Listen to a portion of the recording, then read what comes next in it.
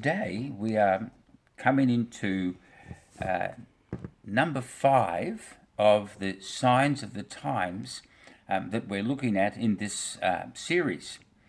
And what we're looking at today is about plagues and famines. And Jesus talked about this in Luke 21 and verse 11. In various places and famines and pestilences. Now, when it says pestilences, this can actually refer to either diseases or it can refer to different kinds of pests and animal plagues and other things that are happening on the face of the earth.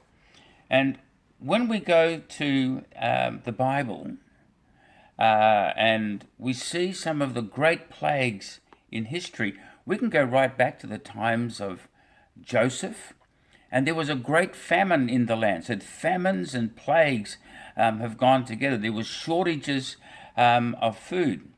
But this opened up the opportunity for Joseph to be used by God to then deliver the children of Israel.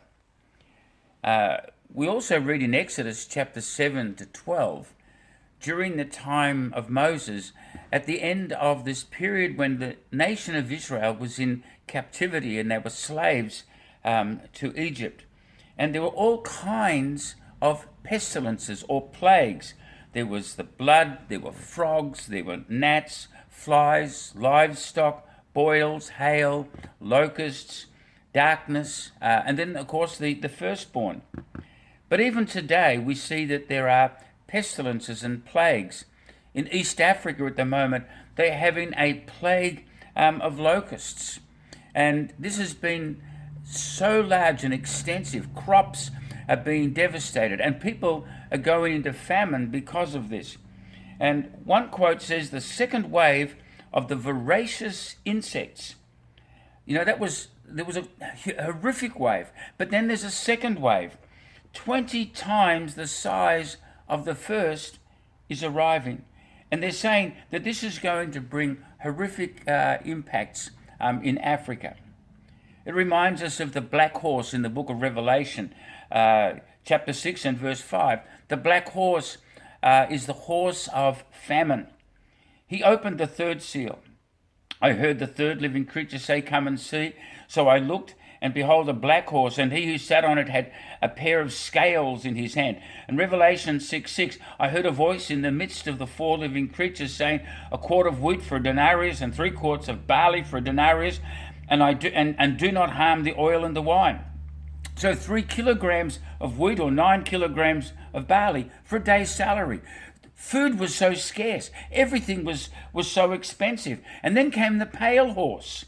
Revelation 6 and verse 7, then he opened the fourth seal, and I heard the voice of a fourth living creature saying, "Come and see." So I looked, and behold, a pale horse, and the name of him who sat on the horse was Death. 1/4 of humanity are slain by this. But this is not the end of plagues and famines that are coming on the face of the earth.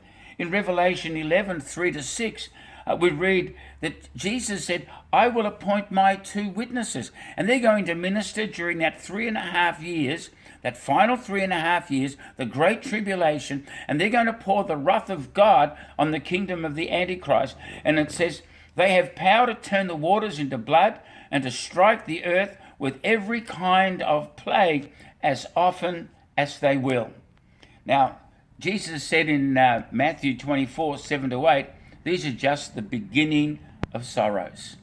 You know, there's plagues and famines and pestilences coming, but there's only one safe place to be, and that's to walk in the will of God and to be in the hands of God.